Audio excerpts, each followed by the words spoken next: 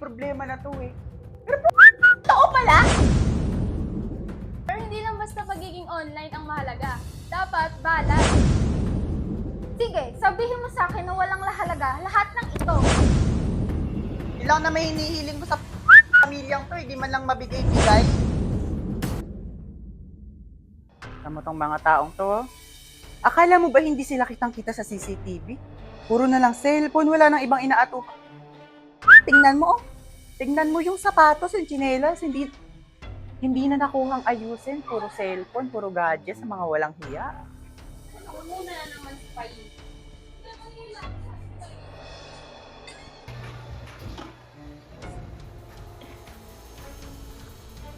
Yan. Sige, dyan kayo magagaling. Buhay to.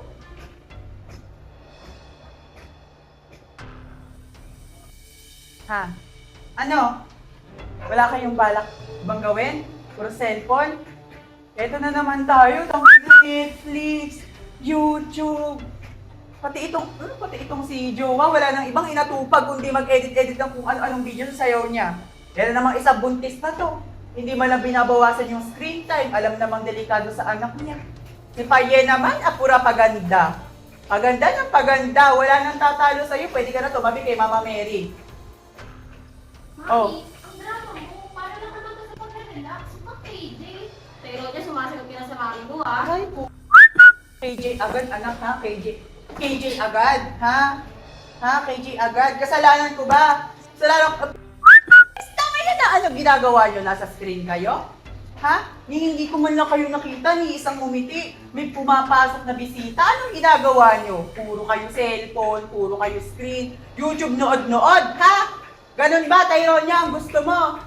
Grabe ka naman. Hindi ako addict. Lahat ng tao may phone. Lahat ng tao nagna-Netflix. Hindi ko kasalanan na pag-iwanan ka ng panahon. Oh, so kasalanan ko pa ngayon. Sorry ha. Sorry sa lahat na nanonood.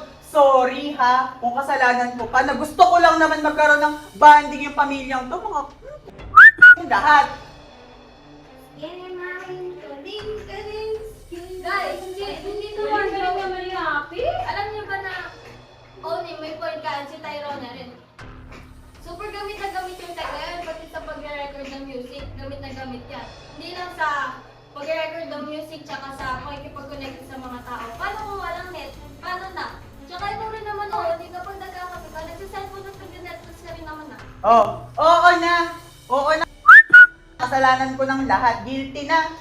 Pero grabe naman kasi. Yung epekto ng technology na yan sa entertainment. Paano pa sa pamilya natin? Hindi na nga tayo nakikita. Ang liit-liit na ng bahay natin. Hindi pa tayo makuhang magsalo-salo sa isang hapagkainan. Grabe kayo, Netflix yung pinag-awayan. Mas pinahalaga nyo kay Times TV kaysa sa feelings ko. Sobrang ilihan nyo, sige isisi niyo lahat sa internet. Lahat tayo may sariling space. Hindi masama magkaroon ng sariling space. Kaya kung ano yung pinaniniwalaan, bahala ka na sa buhay mo. Ang hinihiling ko lang naman sa pamilyang to, magsama-sama tayong lahat. Banding, babanding! You think all of this is just screen time lang na dapat iwasan? May advantage dito, hindi lang kami nagiging entertained. We're creating new worlds or exploring new worlds, sharing talents. And you know what? If di mo maintindihan yun, okay lang. Pero don't be so close-minded. Yung word mo, ano kasi Aladdin? Ha? Papi, buntis ka, mamarinig ka na lang ha. Ina, akala ko simple lang yung problema na to eh. Pero totoo pala. Yung masakit kasi kapag bilang nanay, di ba, papalitan ka ng screen time. Yung pinagpapalit ka sa mga iPad, laptop, TV na yan. Hindi ko naman kinakalaban yung technology na yan. Kinakalaban ko lang yung pagkawala ng pamilya sa gitna ng wifi. Di ba, parang puro na lang kayo internet, Netflix, kaka-scroll. Nawawala na yung essence ng pamilya, di ba? Akala ko okay lang. Lahat naman ng barkada ko naka-Netflix, naka-YouTube. Pero nung nakita ko si mami na parang napag-iwanan, parang nag-host ng pamilya niya, napaisip ako, baka hindi lahat ng trending ay tama. As someone na may alam sa IT, I admire how powerful it is. Yung AI, cloud system, digital streaming, lahat yan, produkto ng progress. Pero pag kasi masyado na tayo nabababa dyan, parang hindi na tayo nasasanay na nakikipag-usap sa iba or nakikipaghalubilo sa iba. Oo, magaling at maganda. Pero aanin mo yun kung hindi ka nasanay sa ibang tao, lalo na pag face-to-face conversation. Nang putya, lagot tayo dyan. Hindi naman kaaway ang technology eh. Hindi mo naman kami nakikita maglaro ng mobile games magdamag ng walang purpose. It's about creating, communicating, and learning new things. Social media, games, lahat yan may benefits naman. Pero hindi lang basta pagiging online ang mahalaga. Dapat balance. Sige, sabihin mo sa akin na walang halaga lahat ng ito. But tell me, how many careers have been made today? Through YouTube, TikTok, or even gaming. Hindi namin ginugugol ang oras namin sa walang saysay na bagay. We're connecting, learning, making something for the future. Hindi lang puro pass na wala nang gamit. Ang hirap kasi, lahat tayo may sariling screen. Pero sana wag natin kalimutang tumingin naman sa mata ng isa't isa. Wala sa app yung tunay na connection. Tulad ng ginagawa ni Payet at ni Tyronia. Ayan, magkakasundo tayo lahat ngayon sa araw na to. From this day hanggang Saturday, walang gadget, walang gagamit, walang magtitiktok, lalong-lalo ka na, Tyronia. Ang bata-bata mo, pura pasarap mo sa TikTok. May paganyan-ganyan ka pa, may paganon-ganon ka pa. Wala mo ng video-video na yan. At tumayo-tayo ka nga dyan, maawa ka man lang sa buntis. Ako, Tyronia, puro makeup ng hawak ko. Kung hindi Netflix, makeup naman ang hawak ko. Narinig niyo si Mami Oni. Sa tingin ko, pati kami mati-challenge dito. Kahit nasanay kami at lumaki kami walang technology, teki-teki na yan. Guys, I cannot imagine paano na yung friends ko, yung TikTok account ko, pati yung mga followers ko. Ano na yung account ko niyan sa MS? Mali. Oh no! Number Coco Melon, Mommy! Wala. Manahimik ka muna dyan, anak. Laro ka dun sa labas. Humipo ka muna ng lupa. Damo. Tikman mo din minsan. Nararasan mo naman lumabas-labas. Hindi puro iPad. Nung panahon namin, walang TikTok o YouTube. Ang sayaw lang namin nun, papaya dance ni Tony. Sabay-sabay pa kami nanonood sa TV. Tapos lagi pa kami pinapalo ng nanay namin. Ngayon, kanya-kanyang gadget na lang pang entertainment. Relaxation at enjoyment daw yun ng mga bata. So ano to, Mami On? Back to makalumang style? Time travel? Paye, ang dami mong sinasabi. Bakit di ka na lang sumunod? Eh, ba't ka nangingialam?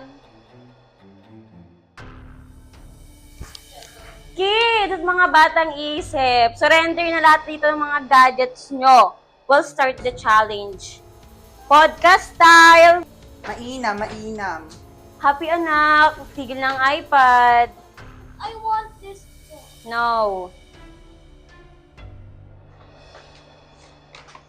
Ba yan? Ironya. Naku, mag-limit. Okay, sige. Mainam na yan. Matuto Mag-usap-usap muna kayong kayo. lahat. Sige. Tingnan natin kung sinong unang titibag. Usap-usap lang ha. Bawal mag-gadgets. Pairita. So, let's talk about how ICT has changed everything. Mommy Oni, Tyronia, Paye, and Mama Mel, ano ang masasabi niyo sa shift from old school to digital entertainment? Nung panahon naman namin kasi, wala naman talagang TikTok, YouTube, Netflix. Like, Diyos ko, makikita mo talaga yung mga bata sa labas na naglalaro, sumasayaw ng pamela-pamela na ganyan. Yung mga matatanda, may indakan o disco sa mga bayan. Hindi pa nga uso yung video-video noon. Ngayon, lahat online na talaga, Diyos ko. Totoo, lahat online, lahat may sayaw. Pero minsan parang nauubos na yung oras ko sa phone, lalo na sila Ate Paye. Ay, wow! Arte! Ikaw rin naman palaging nasa Reels. Ako kasi, content creator, maraming followers. Sa totoo lang, mas connected dati kahit walang internet. Ngayon, magkasama nga kayo sa sala. Pero lahat naman naka-earphone. Oh, happy anak. Anong masasabi mo sa gadget mo? Like YouTube, because I can watch funny cartoons, but sometimes I want to run outside and fly like a superhero. Ay, nako, Happy. Mag-TikTok ka na lang. Magba-viral ka pa. Ay nako Paye, kaya nga magno-no gadget challenge eh. 3 araw na walang gadget. Back to basics tayo, okay? Hindi yung isang araw pa lang, miss na miss mo na kagad yung pagmumukha ng jowa mo. Basta after nyan, magpo-post na ulit ako. Guys, naalala niyo ng pandemic, bawal tayong lumabas.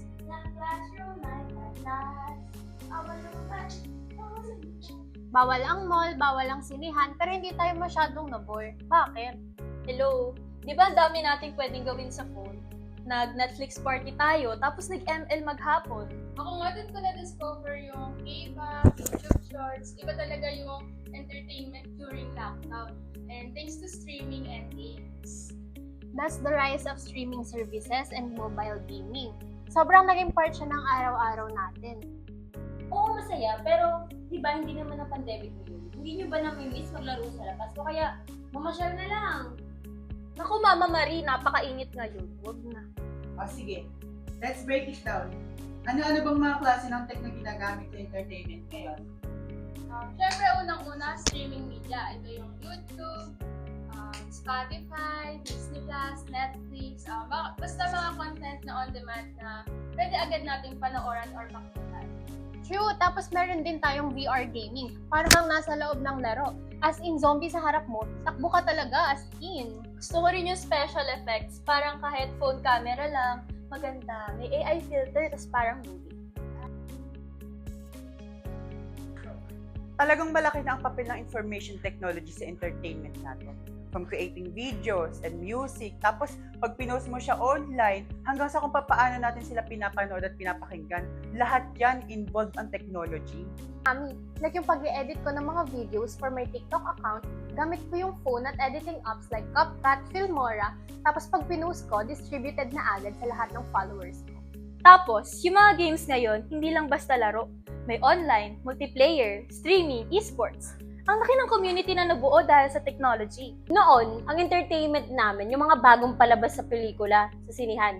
Tulad ng Gato Believe ni Rico yan, tsaka ni Claudine Barreto. Sama-sama kaming manonood. Ngayon, nako, kanya-kanya na sa screen. Pero ate, think about it. Dahil sa technology, mas maraming paraan para ma-market o ma-promote ang mga pelikula, kanta, o games. Digital marketing, social media ads, mas madaling maabot, mas madaming tao. At yung mga artista at influencers, mas connected na sila sa fans nila dahil sa social media. Mas madali na yung interaction. Tapos, yung monetization. Paano kikita yung mga game developers or music artists, kahit mga vloggers na tulad natin, kung walang digital downloads, streaming subscriptions, o online ads? Kumikita naman sila noon sa physical copies, yung music artists, sa concerts. Iba na talaga ngayon ang panahon ate, pati yung mga virtual reality at augmented reality na diba? May pag-ganon-ganon sila. Nagbubukas sila ng mga bagong mundo ng entertainment, immersive experiences na parang nasa loob ka na mismo ng pelikula, ng kahit anong laro pa yan, Diba, ate? Imagine, Mami, makakapunta tayo sa ibang bansa gamit lang yung VR o kaya makikita natin yung mga dinosaurs na naglalakad sa living room natin gamit yung app. Hay nako, ang dami-daming terms. Basta ang akin lang, sana hindi natin makalimutan na ang tunay na saya ay hindi lang nakukuha sa screen. So ano nga ba mga kapoks? Ang technology nga ba sa entertainment ay blessing o curse? Siguro depende na lang yan sa kung paano natin gagamitin, ano? Anong mga opinion nyo? Share nyo naman yung comments nyo below para naman dumami ang ating mga interactions. Mas lalong dumami yung pera namin, di ba? Saka huwag nyo naman kakalimutan na mag-like, subscribe, at i-share ang episode na to, no? Mga buwaka ng pitch na to. O, hanggang sa susunod, mga kachikahan, bye-bye!